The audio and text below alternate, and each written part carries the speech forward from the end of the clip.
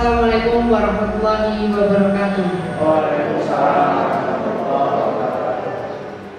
Pada Ibu Dian Lasari SPDMD yang kami hormati, Bapak Ahmad Jamuri MPD yang kami hormati, serta Bapak Ibu Guru SMA Negeri 1 Singorojo yang kami hormati.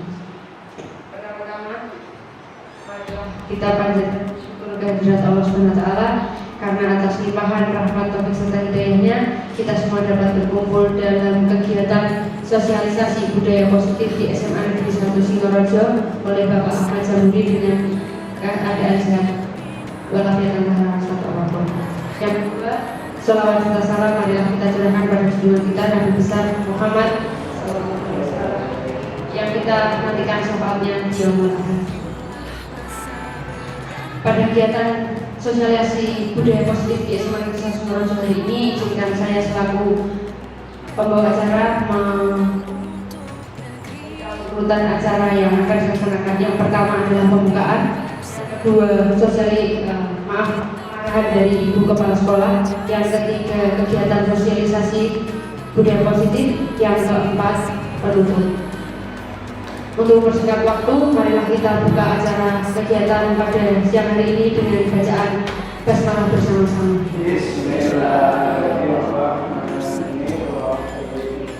Semoga dengan bacaan tersebut acara kita berjalan dengan lancar. Untuk acara yang kedua yaitu pengarahan dari Ibu Kepala Sekolah SMA Negeri 1 Singorojo kepada Ibu Dian Lasari SPDMD kami persilakan. Terima kasih. Bismillahirrahmanirrahim. Assalamualaikum warahmatullahi wabarakatuh.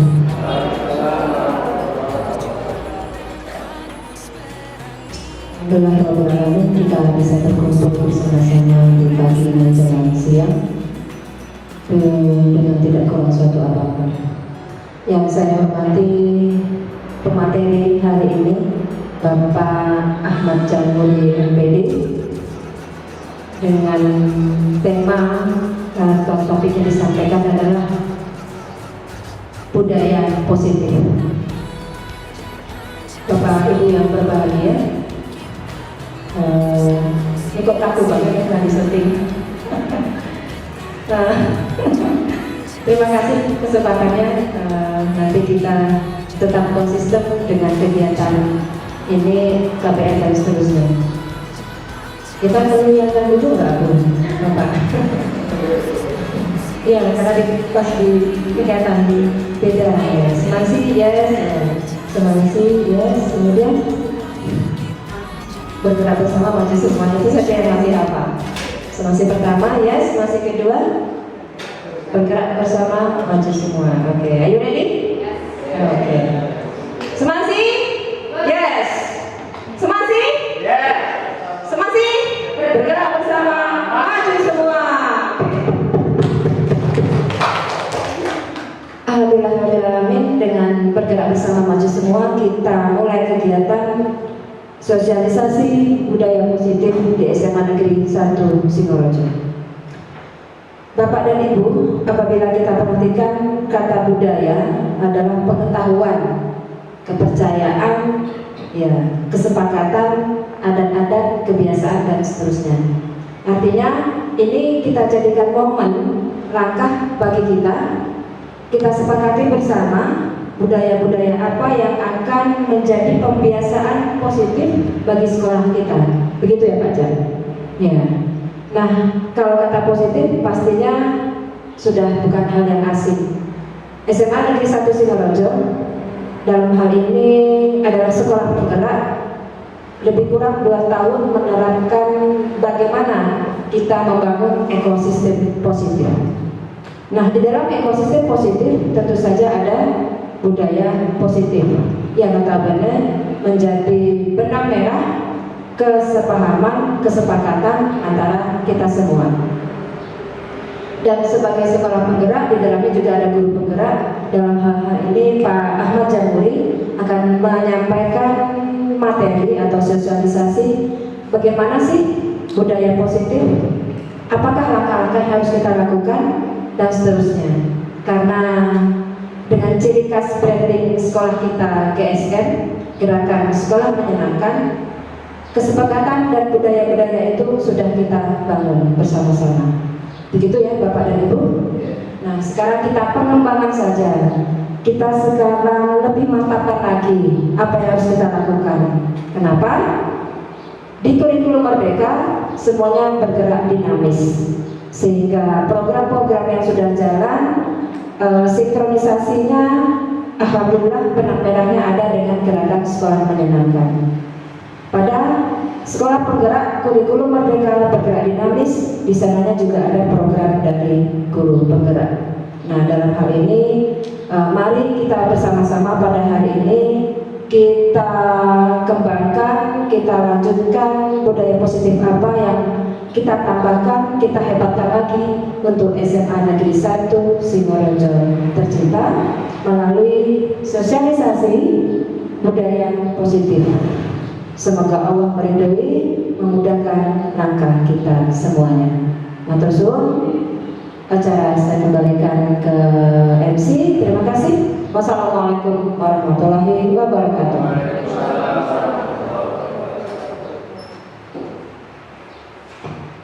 Terima kasih kepada Ibu Kepala Sekolah SMA Negeri 1 Singorojo, Ibu Dewi Prasad SPDMD yang telah memberikan sedikit pengarahan pengantar untuk kegiatan pada siang hari ini.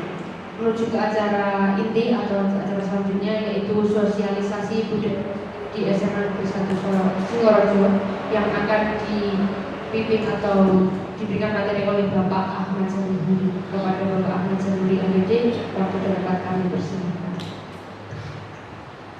Assalamualaikum warahmatullahi wabarakatuh. Kami hormati Ibu Kepala Sekolah, Ibu Dian Dasari MPD. Terima kasih atas waktu yang diberikan. Yang kami hormati Bapak Ibu Guru, anggota Komite Pembelajaran, dan juga tim kesiswaan. Terima kasih. Untuk menyingkat waktu, langsung saja Bapak Ibu. Seperti yang saya sampaikan tadi, kegiatan kita hari ini yaitu sosialisasi budaya positif atau kadang juga dikenal dengan kata disiplin positif ya di SMA Negeri 1 Singorojo. Betul Bapak Ibu, ini ada beberapa hal nanti yang suatu hal yang baru buat kita, dan ada juga mungkin yang kita sudah mengenalnya. Namun hal ini seperti saya sampaikan tadi, ini bagian dari Merdeka Belajar namanya begitu. Nah, tadi Bu Dian juga sudah menyampaikan ternyata program sekolah penggerak juga materinya banyak di guru penggerak. Kalau ini sudah belum untuk budaya positif di sekolah penggerak? Budaya positif sudah, oh ternyata ada juga, berarti kan sama. Baik, Bapak Ibu, dalam budaya positif ini nanti akan kita diskusi saja nih Bapak Ibu. Saya ini walaupun direkam tidak usah kaku, kita seperti diskusi biasa-biasa juga jadi ikut kaku soalnya kalau dengan kaku. Ya kita diskusi saja mengalir Bapak Ibu. Nanti kalau ada yang perlu dikonfirmasi, perlu didiskusikan ya silakan langsung saja. Kalau ada yang mungkin ditanyakan langsung saja disampaikan gitu ya. Nah nanti materinya ini Bapak Ibu cukup banyak memang. Semoga cukup nanti 1 jam. Dan ini menurut saya satu kesatuan dari disiplin positif dan nilai-nilai kebajikan universal ini menjadi landasannya nanti. Kemudian teori motivasi, hukuman, penghargaan, kemudian restitusi. Mungkin kita juga sudah sering dengar sekarang ya. Di Merdeka Belajar itu hukuman dan reward and punishment ya, hukuman dan penghargaan tidak boleh. Nah, saya juga sering dengar itu. Nah, tidak bolehnya itu kenapa? Dan bagaimana solusinya itu kan kita hanya dengar itu toh, tidak boleh saja. Nah ini nanti kita diskusikan di sini apa sebenarnya. Dan yang baru mungkin ini ada istilah restitusi. Nah ini nanti yang baru. Kemudian nanti ada keyakinan kelas. Tadi sudah saya sampaikan. Ini sebenarnya berangkat dari kesepakatan kelas. Kalau saya pernah cerita itu, dulu kita punya tata tertib, kemudian kesepakatan. Sekarang keyakinan, nah kira-kira itu ada tata tertib, peraturan, kesepakatan, keyakinan, hukuman, konsekuensi, restitusi. Itu pasangannya nanti Bapak Ibu. Nah nanti seperti apa kita diskusikan. Kemudian yang keempat adalah kebutuhan dasar manusia dan dunia berkualitas. Nah, yang paling pokok sebenarnya di kebutuhan dasar manusia. Ya, intinya di sini nanti setiap orang melakukan sesuatu itu dalam rangka memenuhi kebutuhannya. Kita pergi ke sekolah kerja ini memenuhi kebutuhan kita. Anak ke sekolah belajar itu juga memenuhi kebutuhan anak, dan seterusnya sampai di breakdown sekecil apapun kita tidur itu juga memenuhi kebutuhan kita. Kemudian ada 5 posisi kontrol guru. Jadi Bapak Ibu kalau di breakdown sikap kita terhadap anak itu nanti ada 5 macam. Nah, apa saja itu nanti kita diskusikan. Kemudian yang keenam adalah segitiga restitusi. Inilah ujungnya nanti bagaimana cara menangani anak model segitiga restitusi. Ini menurut saya yang ditawarkan nanti di Merdeka Belajar. Dan segitiga restitusi dan juga nanti kesepakatan dan juga konsekuensi itu yang diarahkan ke sana. Nah, nanti seperti apa kita diskusikan. Kita mulai dari yang pertama, Bapak Ibu, disiplin positif dan nilai-nilai kebajikan universal. Ini ada ilustrasi begini, Bapak Ibu. Intinya begini, saya nggak mau cerita itu ilustrasinya. Intinya kalau kita punya sesuatu yang berharga, ya katakanlah apa ya? Sesuatu yang berharga apa? Bapak Ibu, yang paling berharga itu apa? Emas, anak, anak ada, anak. Ada yang minta kira-kira bagaimana? Dirayu bagaimanapun dikasihkan atau tidak? Tidak. Nah, ini nanti seperti itu. Ini kita sebenarnya bicara teori kontrol nanti Bapak Ibu.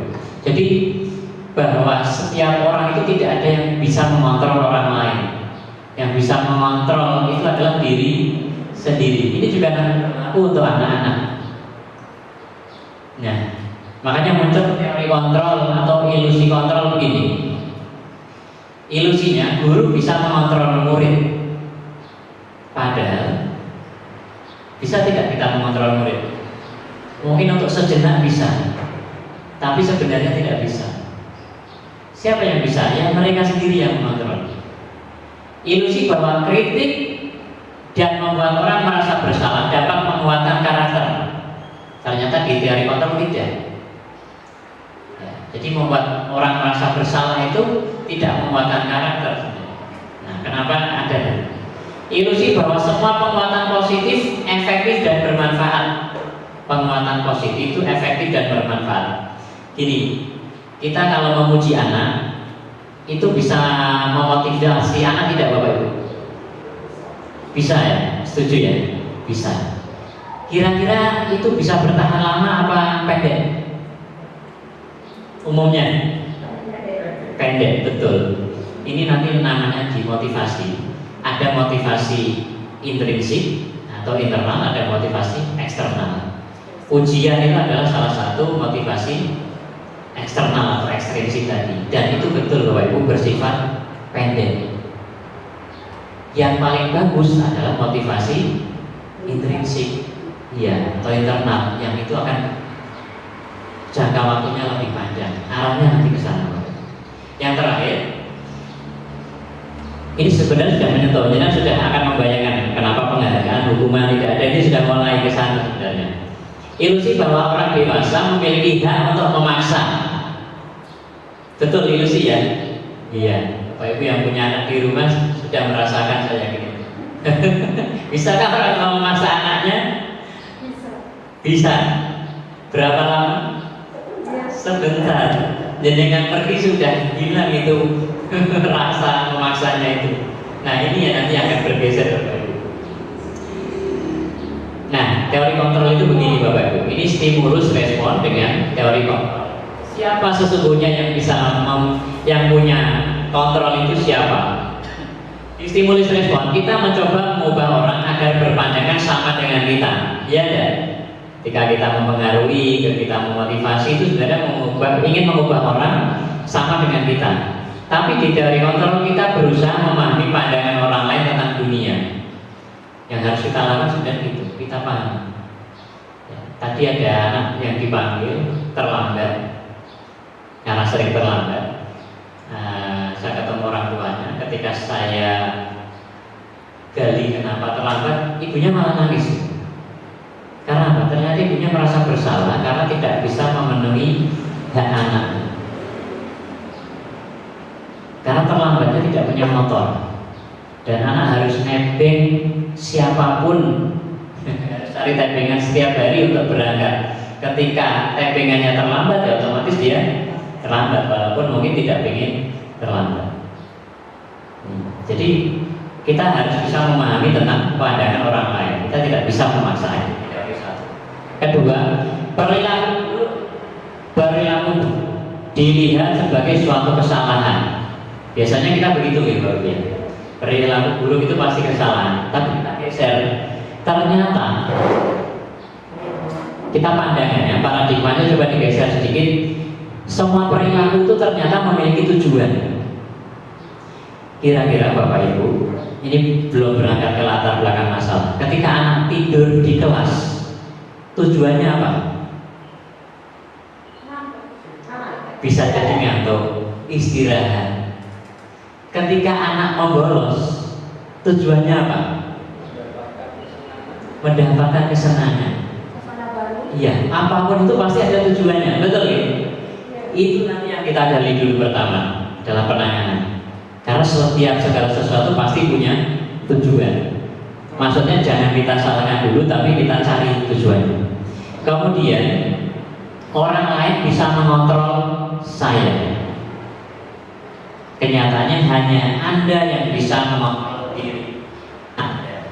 Contoh tadi, dengan punya anak, saya rayu bagaimanapun, saya minta anaknya, kemungkinan tidak boleh. Saya paksa pun tetap tidak boleh. Itu berat, karena kita lah yang paling bisa mengontrol diri kita.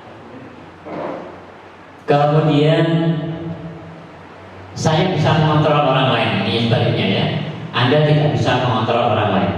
Pemaksaan ada pada saat bujukan gagal. ini pasti, ini kita, saya termasuk saya lah. Di rumah biasanya begitu ya. Katakanlah anak suruh mandi, ayo, nah sudah siap, mandi dulu. 15 menit belum mandi juga. Oh, ini sudah mau terlambat, mandi setengah jam. Apa yang muncul? Paksa. Ini yang terjadi biasanya begitu. Harusnya kalau dari kontrol, kolaborasi dan konsensus menciptakan pilihan-pilihan, ya, kesepakatan, ya, kerjasama. Arahnya ke situ. Perlu disadari Bapak Ibu, tujuannya ini adalah kesadaran nanti, awareness. Memang untuk memunculkan kesadaran itu tidak 1 hari, 2 hari, 1 minggu, 2 minggu, bahkan bertahun-tahun. Tapi itu hasilnya juga jangka panjang. Terakhir, model berpikir menang atau kalah ini harus mulai kita geser. Apalagi kalau kita lebih superior ya, lebih tua, lebih senior, lebih rumah, apalagi orang tua, harus digeser. Model berpikir menang-menang. Gimana maksudnya menang-menang? Iya, semuanya menang. Orang tua menang, anak menang. Adil. Dan tidak ada merasa yang tersakiti. Itu berpikirnya nanti ke sana. Nah, ringkasannya begini Bapak Ibu, disiplin atau budaya positif itu. Ini dikembangkan oleh William Glasser tentang teori kontrol atau teori pilihan. Pertama ini tadi kita bicara, Anda tidak bisa mengontrol orang lain, hanya Anda yang bisa mengontrol diri Anda. Betul, suami istri aja nggak bisa mengontrol, orang tua anak juga nggak bisa mengontrol. Ya kontrol sementara bisa lah, tapi di hatinya belum tentu. Ya Bu. Iya, ini bapak-bapak kan gitu. Pak, tidak boleh ngerokok. Di luar belum tentu. Nah, artinya tidak bisa mengontrol orang lain. Kemudian semua perilaku memiliki tujuan. Nanti kita bicara tentang teori motivasi. Ya, menghindari hukuman, mendapatkan imbalan, menghargai diri sendiri. Nah ini nanti akan dikembalikan ke nilai-nilai kebajikan universal. dan akan muncullah dari nilai-nilai kebajikan itu menjadi keyakinan kelas atau keyakinan sekolah. Ini Bapak. Motivasi ini dibagi dua, ada intrinsik dan intrinsik tadi. Intrinsik itu berangkat dari menghargai diri sendiri. Bagaimana bisa menghargai diri sendiri kalau tahu nilai-nilai kebajikan universal? Nilai kebajikan universal dituangkan dalam bentuk namanya keyakinan kelas atau keyakinan sekolah. Nah, yang hubungan dengan imbalan, ini reward and punishment ini akan memunculkan motivasi ekstrinsik dan sifatnya memang jangka pendek. Ini. Kemudian berikutnya, model berpikir menang-menang, kolaborasi dan konsensus menciptakan pilihan. Bapak Ibu, kita sebagai guru sebenarnya kita menerapkan 5 posisi kontrol guru. Ini nanti kita bisa refleksi. Kita apakah sebagai guru penghukum, pembuat rasa bersalah, teman, pemantau, apa manajer? Nanti bedanya apa saya ilustrasikan. Dan sebaiknya kita di posisi mana, nanti kita sama-sama refleksi. Nah, kemudian tindak lanjut penanganan siswa menggunakan tiga restitusi ini ada 3: menstabilkan identitas, validasi kebutuhan, dan menanyakan keyakinan. Ya, nanti kita breakdown. Nah, segala sesuatu yang dilakukan orang Bapak Ibu dalam rangka memenuhi kebutuhannya. Menurut William Glasser itu ada 5 kebutuhan dasar manusia, kebutuhan dasar: bertahan hidup, penguasaan, kasih sayang dan rasa diterima, kesenangan dan kebebasan. Ya tadi, anak tidur di kelas kita cari yang mana, anak bolos kita cari dalam rangka memenuhi apa? Di situ. Ada yang mau didiskusikan Bapak Ibu? Nah, sekarang kita ngomong masalah disiplin Bapak Ibu. Kalau kita dengar kata disiplin, yang teringat pertama apa Bapak Ibu? Tepat waktu, apalagi? Itu kalau masalah waktu. Sesuai, apalagi? Disiplin. Sebenarnya kalau waktunya banyak, jadi kan nanti klik di Google kata disiplin, disiplin sekolah lah. Nanti yang muncul ada seragam, ada apa ya? Ya peraturan, ada terlambat itu. Tapi ternyata dari akar kata itu disiplin itu dari bahasa Yunani artinya belajar. Ya. Itu bagian dari belajar. Jadi disiplin itu tidak sekedar taat dan patuh maksudnya itu. Artinya sebenarnya lebih luas dari itu. Ya. Cuman sekarang kita lebih konotasinya lebih hanya ke taat, patuh gitu. Itu Bapak Ibu. Ini maknanya dari sini. Disiplin diri membuat orang menggali potensinya menuju sebuah tujuan apa yang dia hargai. Kata kuncinya apa yang dia hargai. Kenapa sih kita membuat peraturan harus tepat waktu datang ke sekolah? Kenapa?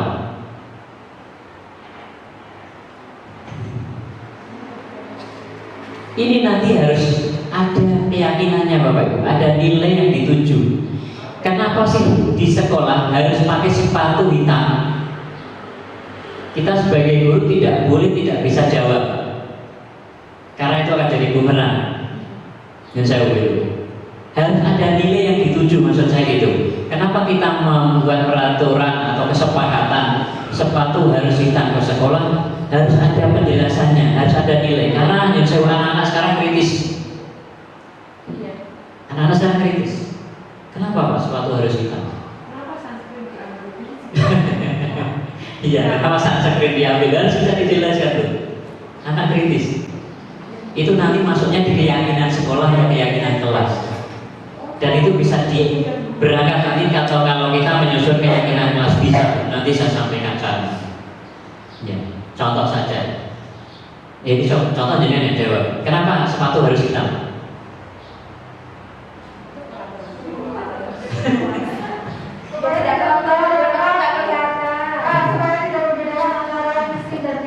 Betul, ini salah satu. Harus masuk akal begitu.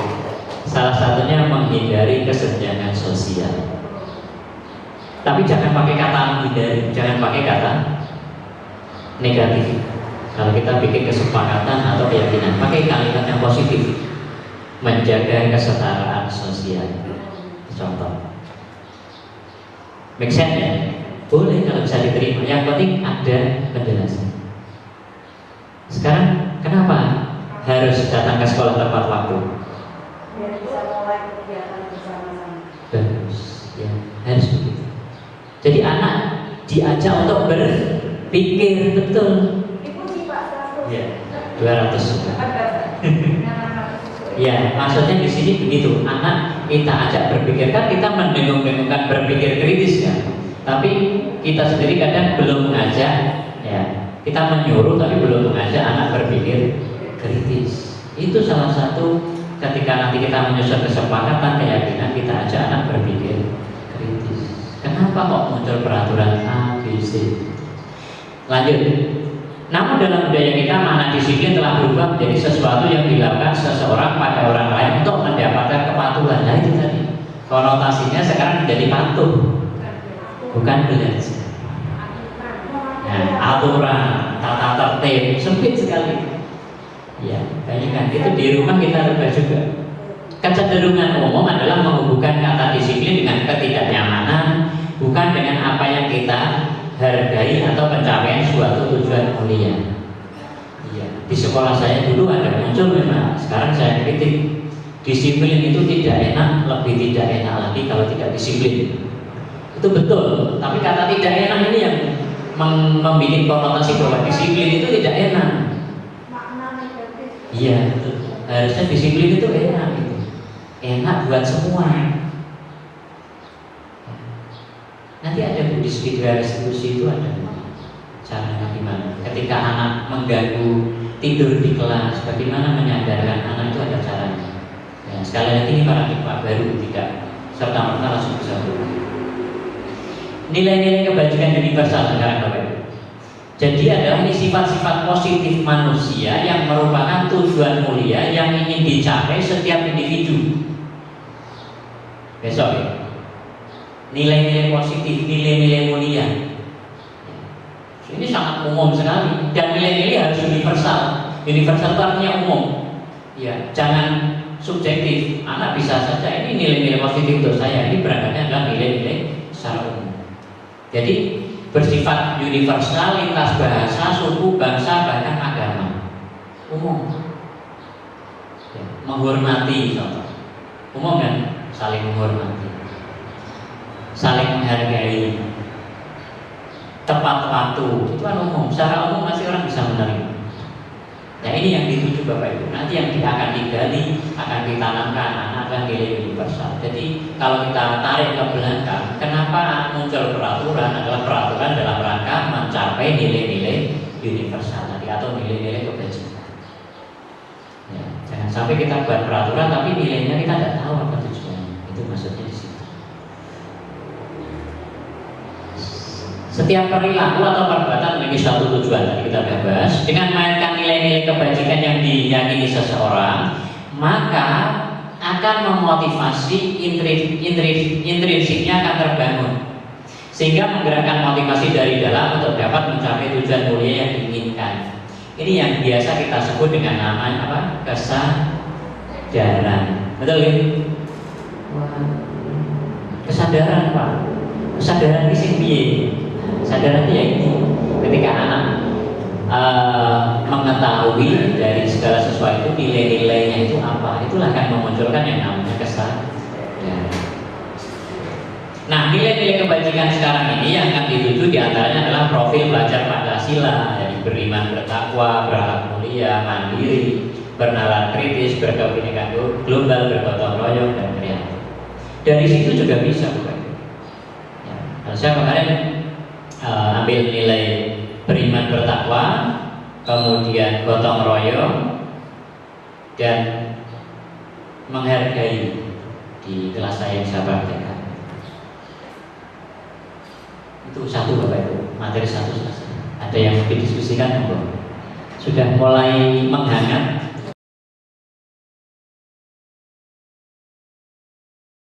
Itu hanya untuk menghindari hukuman. Ya, saya yakin masih iya ya. Karena buktinya ketika dari rumah besok paginya masih pakai lipstik, masih pakai bedak, itu hanya menghindari hukuman. Kalau ditegur baru dihapus, yang negur hilang pakai lagi gitu.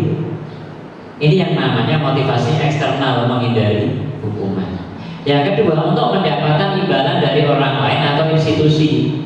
Ya, apa yang akan saya dapatkan apabila saya melakukannya? Kalau dulu kita kenal namanya ranking. Ranking 1 adalah imbalan. Tapi apa yang terjadi Bapak Ibu dengan adanya ranking? Ini kan sudah dihapus, saya bahas sudah dihapus. Apa yang terjadi ketika ada ranking? Ketika ada ranking 1, apa yang terjadi dengan ranking 30, 29, 28? Apa yang kita kira-kira dirasakan mereka? Minder, apalagi? 12, kecewa, sedih, apalagi berulang-ulang harus belajar giat orang ranking-ranking. Yang ranking 2 aja masih kecewa kadang Bapak Ibu. Gimana? Iya, karena pengennya ranking 1. Yang sekarang ranking 1, besok ranking 2 juga masih kecewa, padahal nilainya naik. Itulah kenapa ranking dihapus. Reward itu begitu. Ada yang senang, pasti ada yang kecewa. Makanya di GSM kita sudah punya penghargaan itu klasifikasi kan, tidak bertingkat. Ada yang inspiratif, ada yang kreatif dan seterusnya. Itu dalam rangka itu Bapak. Nah, biar tidak ada yang kecewa maksudnya. Yang ketiga adalah untuk menghargai diri sendiri. Saya akan menjadi orang seperti apa bila saya melakukannya. Inilah yang diarah. Bagaimana anak menjadi sadar menghargai diri sendiri dari nilai-nilai kebajikan atau nilai universal.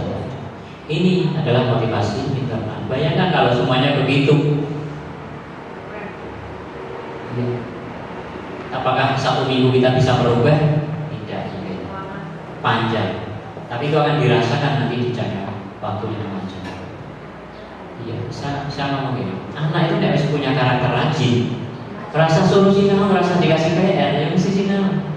Anak-anak kita kan ada yang begitu. Kalau punya karakter malas, dikasih PR ya gak mengerjakan.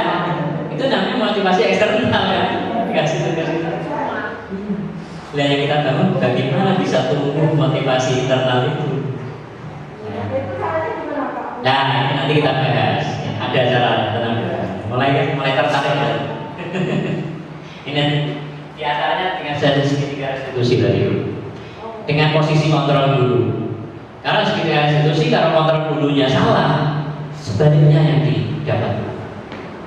Yang didapat sebaliknya. Guru jadi teman itu bagus ya Bapak Ibu? Bagus ya? Bagus. Tapi bisa jadi masalah.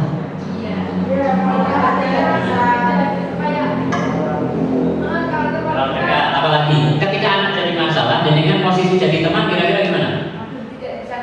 Teman itu cenderung mengiyakan apa menolak? Ya, bagaimana kalau jadi guru mengiyakan? Anak senang tidak? Guru lain gimana? Itu salah satunya nanti dapat. Walaupun teman itu bagus buat anak nyaman, tapi nanti dulu. Nah, ini Merdeka menurut Ki Hajar Dewantoro tidak hanya terlepas dari perintah, akan tetapi cakap buat memerintah diri sendiri. Ini maksudnya. Kenapa orang jangan karena hukuman, jangan karena imbalan, penghargaan, tapi dari diri sendiri. Kalau masih karena imbalan, karena hukuman, berarti belum merdeka menurut Ki Hajar Dewantoro. Itu maksudnya. Ini berlaku buat anak saja? Tidak, buat kita juga berlaku. Kalau kita tepat waktu masih karena, nah, saya nggak meneruskan ya. Oke, terima kasih.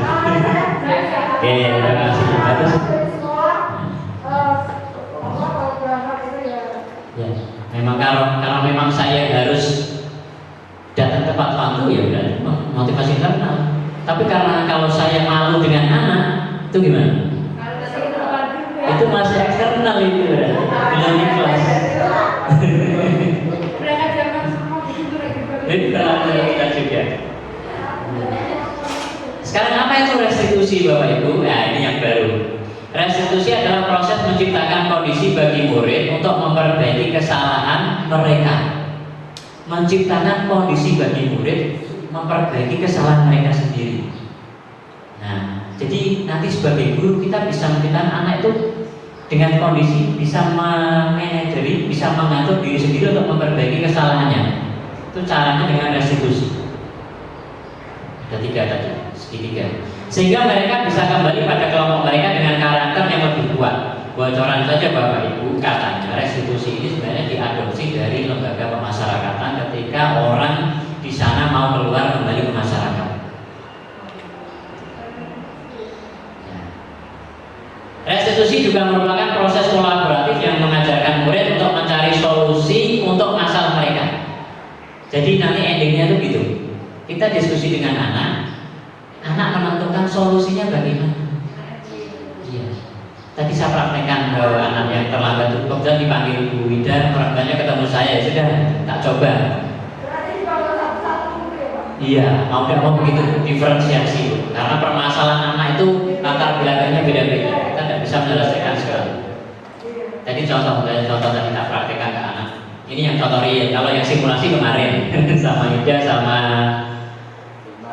Hilma. Kalau yang real tadi ada orang tua, ada anak saya panggil, kamu sering terlambat kenapa? Karena tidak punya motor. Orang tua kenapa Bu? Kami bapaknya baru tidak kerja, suka kecelakaan dan seterusnya. Anaknya akhirnya juga sore harus membantu orang tua bekerja.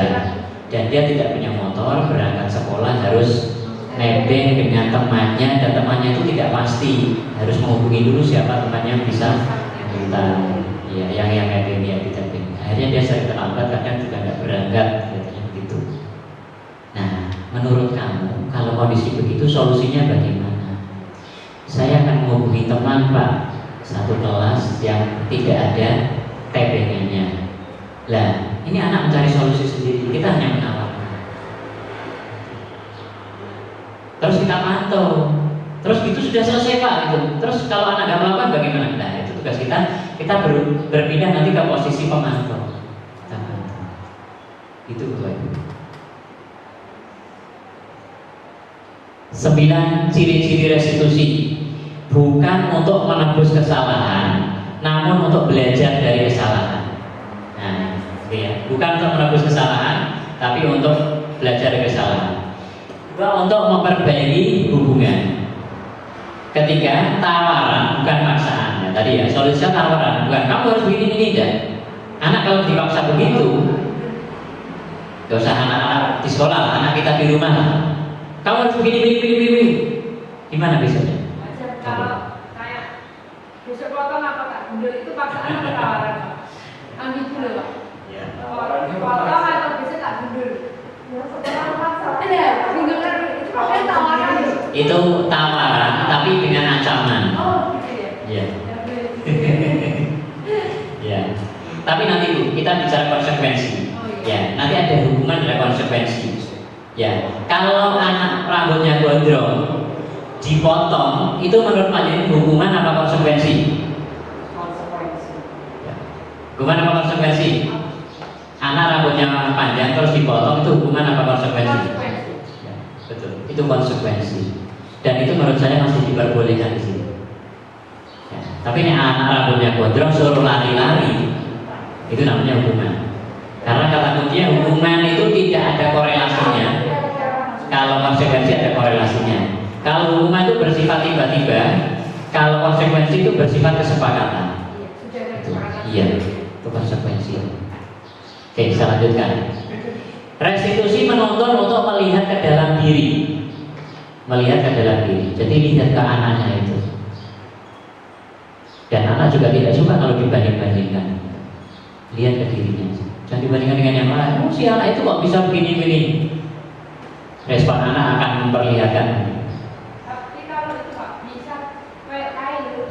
Itu juga akan muncul motivasi ekstrinsik, tidak kuat, bisa berubah tapi tidak kuat, tidak lama. Ya, karena dia berubahnya karena kain. Saya datang tepat waktu karena tidak ingin malu sama anak-anak. Besok pas gak ada anak-anak saya datang terlambat. Gitu maksudnya. Iya, karena motivasinya itu. Tapi nanti ada pengecualian. Dan jenengan nanti sampai tanya ke situ saya juga tidak bisa jawab. Karena kemarin saya tanyakan juga tidak bisa dijawab. Ada. Tapi dalam konteks sosial semuanya masih bisa. Restitusi diri adalah cara yang paling baik. Restitusi fokus pada karakter bukan tindakan. Restitusi fokus pada solusi. Restitusi mengembalikan murid yang berbuat salah pada kelompoknya. Jadi jangan sampai anak ini nanti kalau berbuat salah terus di kelompoknya itu dikucilkan, anaknya begini tidak. Tapi dia tetap dengan kondisi yang selamat. Nah, sekarang kita keyakinan kelas Bapak Ibu. Ini mirip dengan kesepakatan kelas. Mirip. Ya, contohnya nanti bisa menyelesaikan. Pertanyaan mengapa tidak peraturan saja, mengapa harus keyakinan kelas? Saya itu. Ya. Bedanya gini Bu. Sebenarnya boleh juga kalau memang keyakinan masih kesulitan, boleh juga dari kesepakatan dulu, itu sudah ada di kita. Tapi akan lebih baik kalau keyakinan. Kalau saya simpulkan itu begini bedanya Bu. Kalau keyakinan kelas itu nanti ada nilai-nilai yang dituju. Jadi kesepakatan itu ada nilai-nilai yang dituju. Pertama, di kelas harus mendengarkan guru yang menjelaskan kesepakatan. Nilai apa yang mau dituju? Apa? Saling menghargai, Pak. Itu ditulis, disampaikan, disepakati. Biar anak tahu kenapa sih saya harus mendengarkan Bu Puput ketika Bu Puput menjelaskan.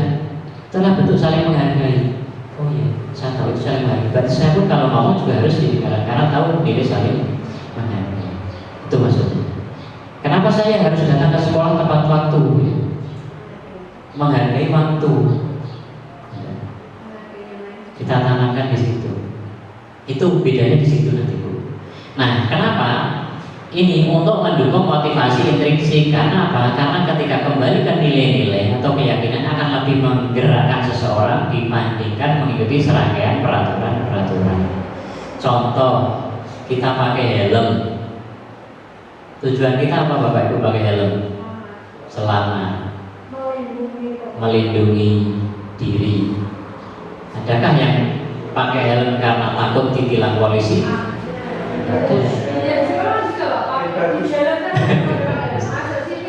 Iya. Ketika itu jalan tidak dilalui polisi, besok tidak pakai helm. Karena motivasinya ekstrinsik. Ya. Nah itu kalau kita motivasinya dari diri, tahu nilai-nilai keyakinannya pakai helm itu biar keamanan, keselamatan, pakai terus itu mau ada polisi atau tidak. Ya, itu maksudnya nilai-nilai itu begitu. Jadi kalau dari ekstrinsik sebentar. Ya, saya lanjutkan. Nah ini Bu. Jadi peraturan kelas itu bagian dari keyakinan. Kalau saya contohkan tadi, jadi kesepakatan lah, jangan peraturan. Kita bicara kesepakatan. Kalau keyakinan nanti ada nilai-nilai yang dituju. Ya, naik ke atasnya menjadi nilai positif. Kita sudah tahu itu. Naik lagi menjadi budaya positif. Iya betul. Budaya itu menjadi kebiasaan. Nah, yang mana yang merupakan keyakinan kelas? Judulnya sih sama, itu kesepakatan kelas.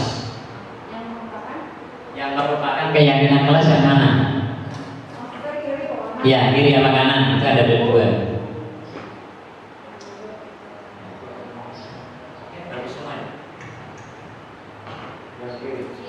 Kiri itu yang mana Mbak? Yang datang tepat waktu. Datang tepat waktu itu yang keyakinan. Ya. Yang lain? Yang kanan. Ya. Yang kanan kenapa? Yang kiri kenapa?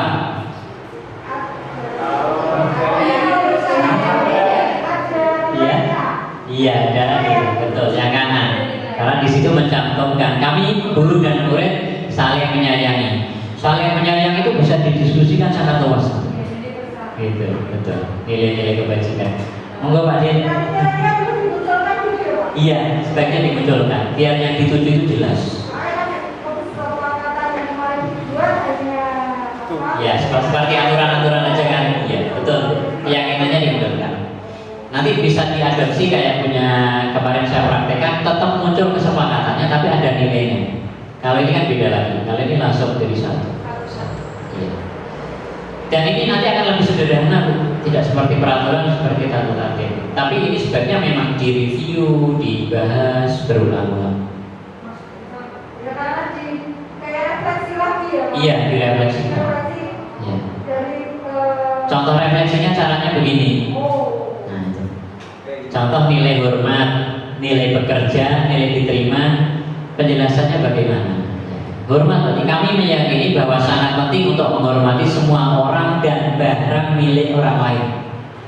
Kalau pinjam barang temannya tanpa bilang, berarti dia sudah melanggar nilai hormat. Itu contoh. Apalagi kok mencuri. Itu. Bekerja begitu. Bisa dengan metode begini juga bisa. Pakai ini yang paling mungkin lebih enak juga. Jadi hormat ini jalan ini. Hormat itu bagaimana? Ini kalau pada waktu diskusi atau refleksi datang tepat waktu, menghormati, menghargai waktu maksudnya kan. Sering hadir terlambat, berarti ini melanggar. Menyapa teman dan guru setiap hari, tak acuh kepada teman dan guru, ini berarti melanggar. Ini yang tampak seperti itu berarti yang melakukan, ini yang melanggar. Ini bisa nanti untuk metode diskusi di kelas atau metode nanti menyusun keyakinan kelas, keyakinan sekolah bisa. Selanjutnya lagi.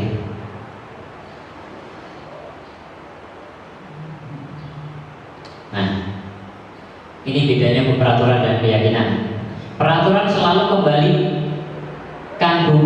selalu kembalikan buku ke tempatnya. Kalau keyakinan kelas tanggung jawab. Buang sampah pada tempatnya. Iya, buang sampah pada tempatnya. Itu peraturan. Iya. Dilarang mengganggu orang lain, itu peraturan. Iya, menghormati orang lain. Hadir di sekolah 15 menit sebelum pembelajaran dimulai, itu masih peraturan. Menghormati orang lain atau berkomitmen. Komitmen terus. Ya. Loh Pak, kalau ditulis cuma menghormati orang lain dan komitmen saja, anak bagaimana? Paham tidak? Boleh nanti di bawahnya keyakinan itu ada kesepakatan ditulis masih boleh. Ya, ada rinciannya boleh. Ya, betul. Yang penting nilainya itu yang dituju apa? Itu kan seperti kalau nggak ada nilainya seperti kita mengajar, tapi tujuan pembelajarannya mau dipakai untuk apa, manfaatnya tidak disampaikan. Itu maksudnya. Penyampaiannya ya. Iya, sebaiknya ditulis sangat lebih baik karena ditulis itu akan ingat terus. Saya langsung aja yang bawah. Gunakan masker. Ya. Ini nilainya adalah kesehatan dan keselamatan. Jangan berlari di kelas atau koridor. Jelas nilainya keselamatan dan keamanan. Itu kalau sudah berjalan boleh, nggak usah dikasih breakdownnya langsung keselamatan keamanan boleh. Tapi kalau kita masih merintis ya akan lebih baik kalau dikasih. Itu Bapak Ibu. Ini lanjut aja. Ini dihukum dengan penghargaan itu sebenarnya saya tadi sudah sampaikan. Jadi dengan penghargaan ranking itu contohnya ya. Ranking itu kan penghargaan. Tapi yang ranking 30 dia dihukum karena penghargaan. Sebenarnya kan ada penghargaan, tapi yang 30 itu malah dihukum. Yang ranking 2 sebenarnya juga masih dihukum karena dia masih pengen ranking 1. Itu Pak, tapi kan memotivasi. Kembali itu adalah motivasi eksternal. Ya, kemarin ada anak yang sempat curhat ke saya, Pak, ketika ranking tidak ada itu kita belajarnya jadi asal-asalan. Loh, itu berarti udah kelutur itu tadi motivasinya gitu. Karena masih karena ranking. Bahkan nanti bisa jadi sampaikan nilai ya dia. Karena anak masih orientasinya nilai. Ketika ini masih terjadi Bapak Ibu, tapi saya belum berpikir ke sana tadi. Bagaimana kalau itu nilai tidak ada, apakah anak mau Belajar. Itu perlu dipikirkan. Makanya kita harus menanamkan kenapa anak harus belajar. Harus ditanamkan. Ya, apalagi kalau karena ulangan, karena ini. Oke, ini dihukum karena. Nah ini contoh lain ya. Mencatat 100 kali di dalam buku kalimat, saya tidak akan terlambat lagi karena terlambat sekolah. Ini adalah hukuman. Kenapa? Adakah korelasinya terlambat dengan mencatat saya tidak terlambat lagi 100 kali? Tidak ada. Itu yang namanya hukuman. Lari mengelilingi lapangan basket 2 kali karena terlambat hadir di sekolah. Sewu ini juga hukuman. Karena ini tidak ada korelasinya dengan anak terlambat. Tapi nanti ada yang ada korelasi. Murid diminta push up 15 kali karena tidak menggunakan masker ke sekolah. Karena masker dengan push up hubungannya apa? Bagaimana kalau tidak pakai masker? Kita pakai konsekuensi apa kira-kira konsekuensinya?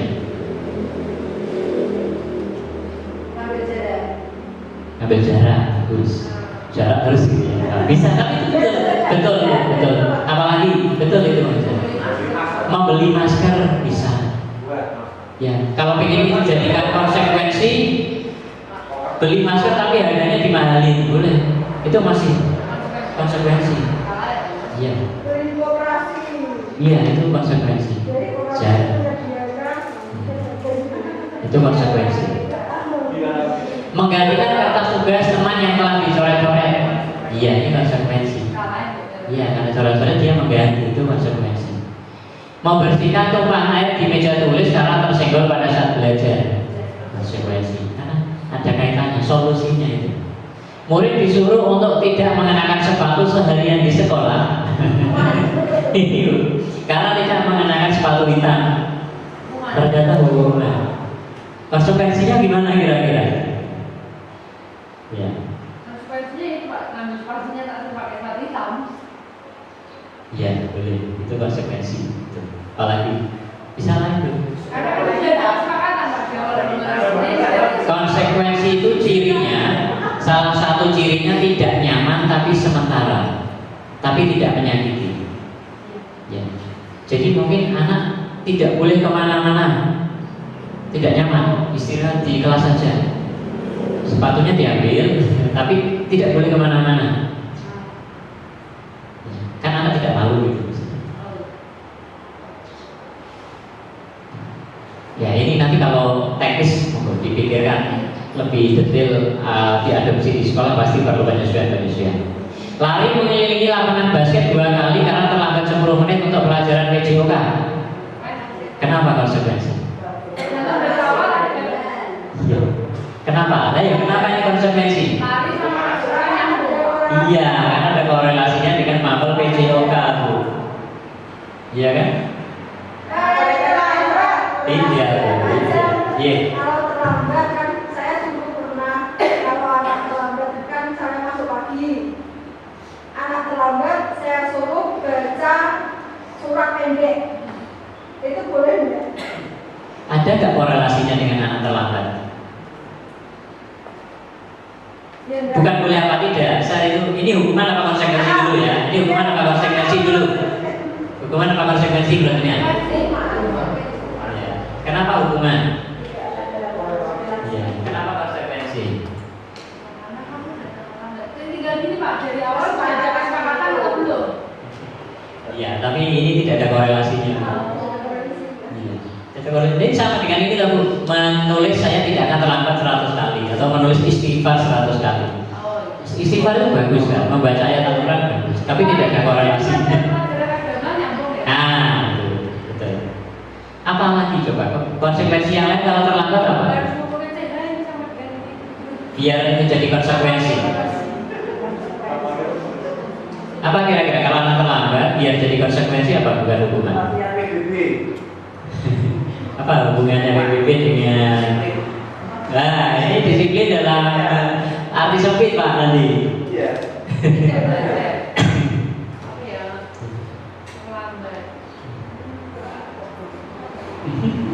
Nanti kita diskusikan di luar. Iya. Ini perbedaan hukuman dan konsekuensi. Hukuman itu sesuatu yang menyakitkan harus terjadi, tapi kalau sesuatu yang harus terjadi. Nah, bedanya di menyakitkannya itu loh. Ya, boleh. Membuat anak sakit fisik maupun hati untuk jangka waktu lama. Ya. Membuat anak merasa tidak nyaman dalam jangka waktu pendek. Boleh membuat anak tidak nyaman tapi dalam jangka waktu pendek. Itu masih konsekuensi. Nah, ini bisa kita diskusikan. Ini kan konsepnya. Anak membenci kedisiplinan. Anak menghargai disiplin. Iya. Kalau hukuman itu paksaan, kalau konsekuensi adalah stimulus tanggapan. Korelasi tadi itu. Ya, anak begini berarti ada korelasinya begini. Itu namanya stimulus tanggapan. Mendorong anak menyakiti diri sendiri, mendorong anak agar mudah menyesuaikan diri. Konsep diri yang buruk, konsep diri yang baik. Nanti ada ini nanti namanya mengembalikan identitas. Nah, katanya itu di garis itu. Anak belajar untuk menyembunyikan kesalahan, anak belajar untuk mematuhi peraturan. Jatuhnya tetap patuh, ya, tapi dengan kesadaran. Marah, rasa bersalah, dipermalukan, merasa tidak dihargai, ini adalah hukuman. Kalau konsekuensi ada kehilangan hak, pun kehilangan hak itu masih konsekuensi. Dibuat tidak nyaman, diasingkan untuk sementara, masih konsekuensi. Jadi ya. Nah ini kalau detailnya ini nanti bedanya hukuman, konsekuensi, dan restitusi ini yang penting kita lihat. Nah ini ada yang nggak muncul di bawah sedikit ini. Kalau hukuman nanti hasilnya negatif, kalau konsekuensi netral, kalau restitusi nanti positif. Ini bedanya yang tiga hal itu. Jam berapa nih? Saya takutnya tidak cukup waktu memang. 10. Ya, oke. Ya, nanti bisa. Kalau saya baca restitusi saja, tadi kan sudah hukuman dengan konsekuensi. Kalau restitusi merupakan pilihan, ya, kita kasih pilihan-pilihan anak tentang solusinya. Kemudian menguatkan murid jangka waktu panjang. Ya, jangka waktu panjang tujuannya bukan anak sekali ini patuh, 2 hari ini patuh, tapi dalam jangka waktu panjang mereka akan menghargai waktu, menghargai orang lain dan seterusnya. Korban mendapatkan ganti, konsepnya restitusi.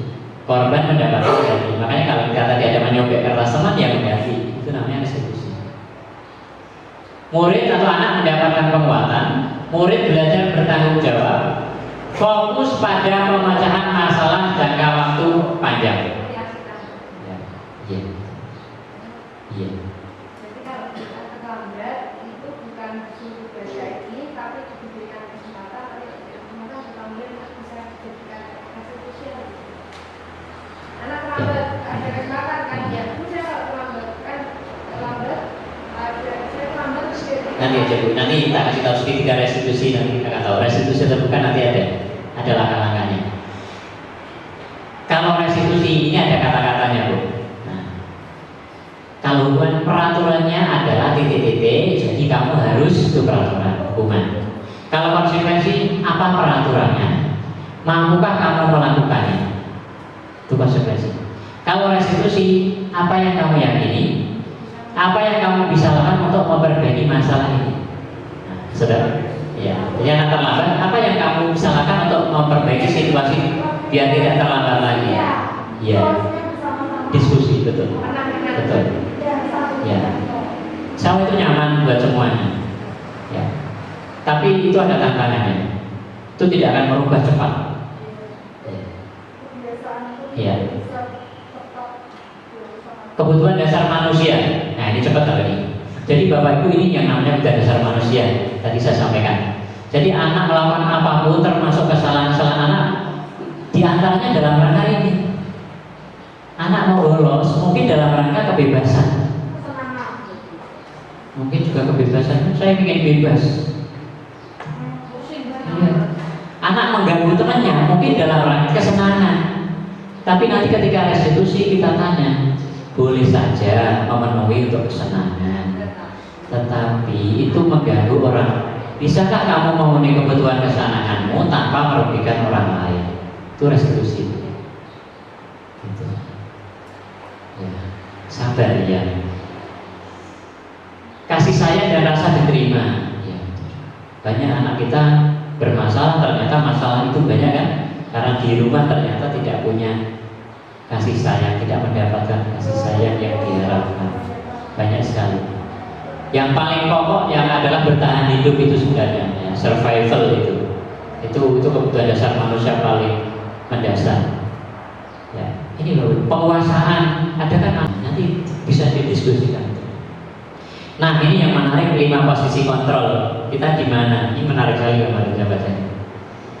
Ini Bapak Ibu, 5 posisi kontrol penghukum membuat orang merasa bersalah, teman, pemantau, manajer. Ini harus, karena ini penting. Kalau penghukum itu menghardik, menunjuk-nunjuk, menyakiti, menyindir. Biasanya guru berkata begini, kalau kamu tidak melakukannya, awas ya, rasakan. Nah, itu contoh. Itu berarti kita dalam penghukum. Hasilnya anak memberontak, menyalahkan orang lain, dan kadang juga berbohong. Kaitan dengan dunia berkualitas, murid meletakkan guru di luar dunia berkualitas. Biasanya murid berkata, biarkan saja, nanti juga marah-marah lagi. Dampak pada murid kadang di rumah ya gitu ya. Dampak pada murid mengulangi kesalahan. Itu penghukum. Kalau membuat orang bersalah, kadang guru berceramah dan mengatakan, seharusnya kamu begini-begini, ibu kecewa kamu kok begini-begini. Itu dampaknya anak kan merasa bersalah, merasa gagal. Guru berkata, kamu sudah tahu, ibu lelah sekali mengatakannya, mengingatkannya dan seterusnya. Itu biasanya ya, sampai saya stres, saya kecewa dan seterusnya. Ini membuat rasa bersalah.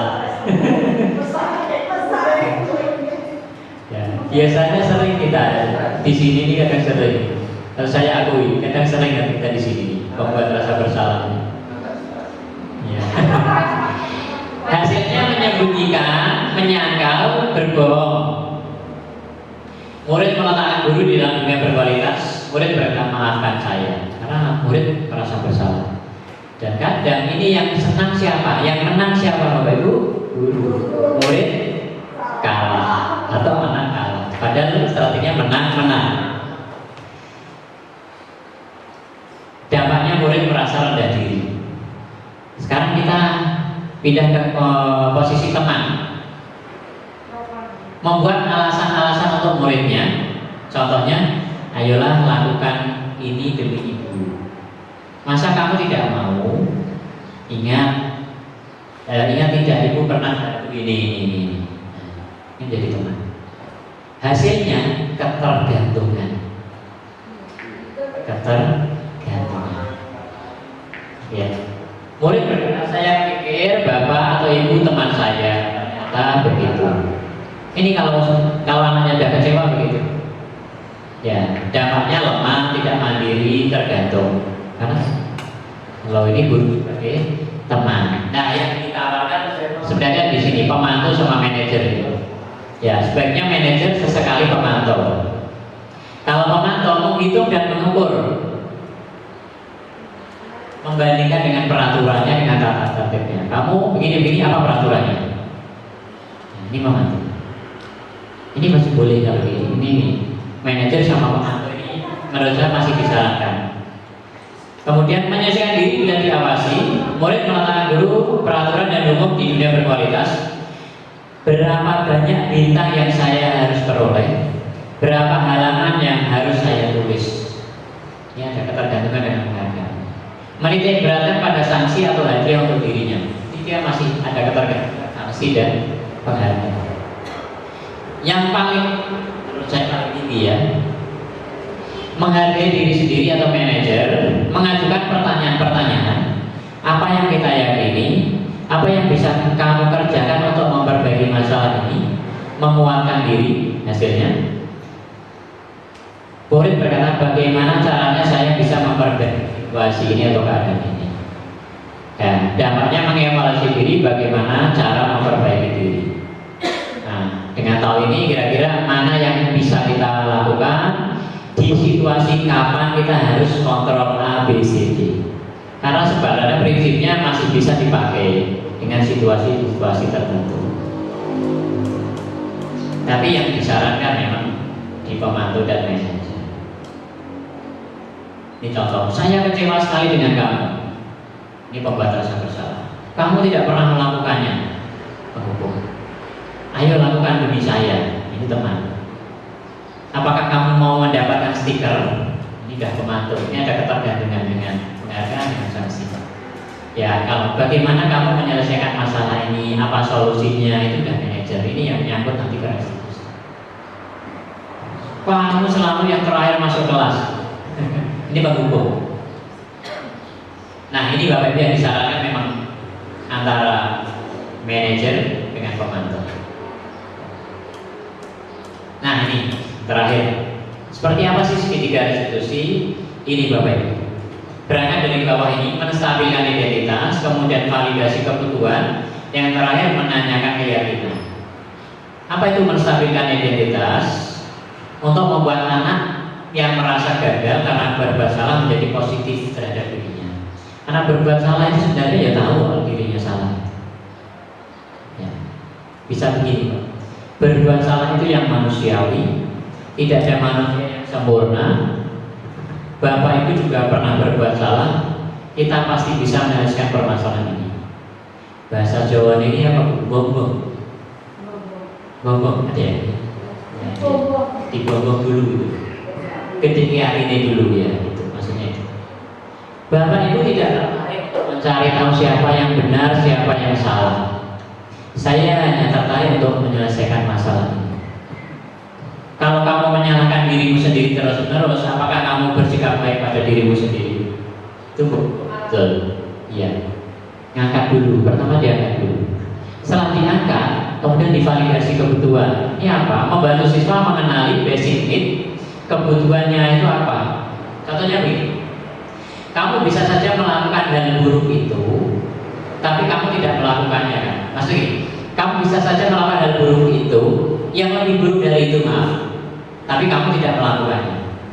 Anak mungkin kok memukuli temannya. Kan ditanya, kenapa kamu memukuli temannya? Karena ini ngece dan seterusnya wama itu.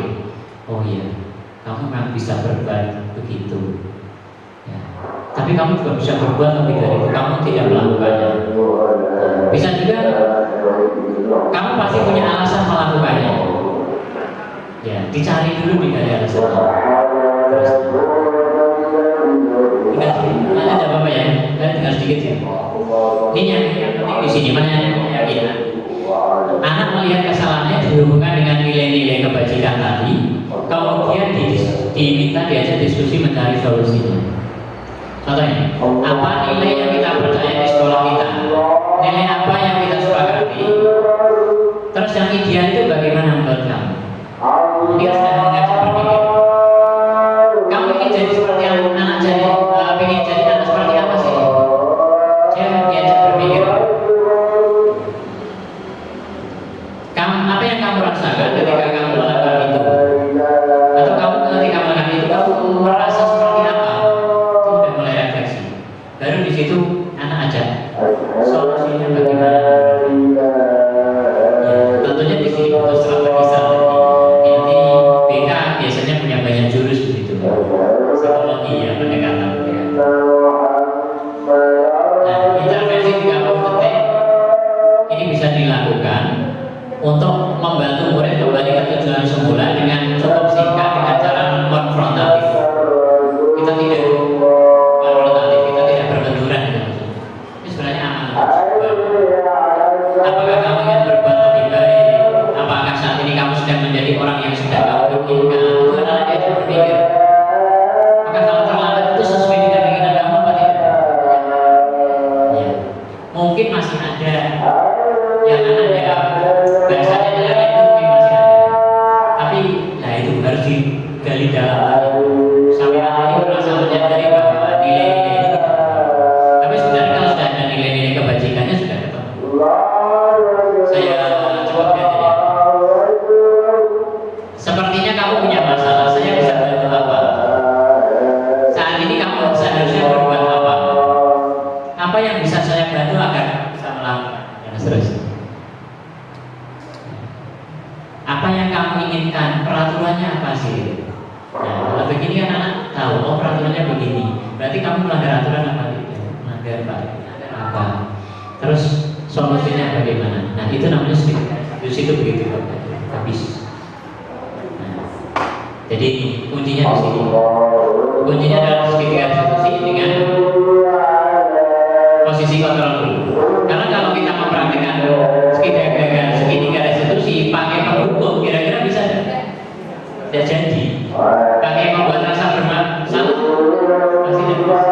Tapi kalau pakai pemantau atau manajer itu Kata-katanya itu betul.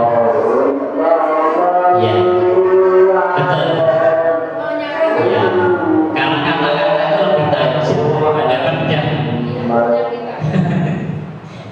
Kalau bisa diobati sembuh ya mari. Kata-kata seumur hidup masih ingat mungkin. Hati-hati kita berbicara itu. Ini tuh Bapak Ibu yang bisa saya sampaikan. Monggo mungkin satu atau dua hal kalau ada yang mau disampaikan karena ini sudah tidur. Kalau ada.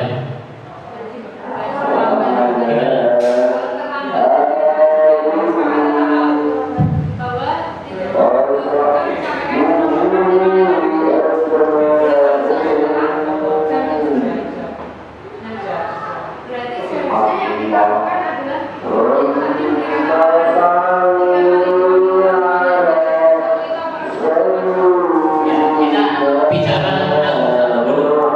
Ketika dihitung anak tidak boleh masuk itu konsekuensi atau hukuman? Ya, konsekuensi ya, sepakat ya. Saya kira sepakat konsekuensi. Ya, di situ kan oke. Terus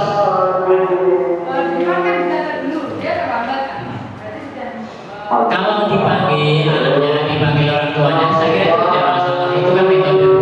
Yang penting ketika kita memanggil orang tua, kita panggil anaknya, kita pakai segitiga restitusi ini. Kita pakai segitiga restitusi. Dan kita kontrolnya, kita pilih sebagai pemantau atau sebagai manajer. Kita baru memberikan baiknya bagaimana. Kalau jika sudah nanti konsekuensinya Tidak langsung ketika anaknya sekali terlambat bisa pakai segitiga restitusi dan sebaiknya begitu. Ya. Contohnya konsekuensinya bisa juga begini. Kamu pelajaran yang terlambat, yang ketiga nanti catat, itu juga konsekuensi. Atau tidak boleh istirahat sesuai dengan jam keterlambatannya. Itu kan membatasi hak tadi kan, mengambil hak secara sementara. Itu juga konsekuensi. Itu bisa kita diskusikan.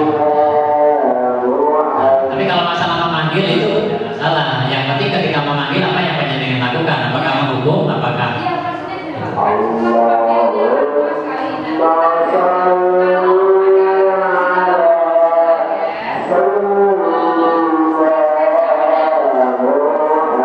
habis itu kita mengisi apa dulu? Apakah kita sudah memberikan SP itu?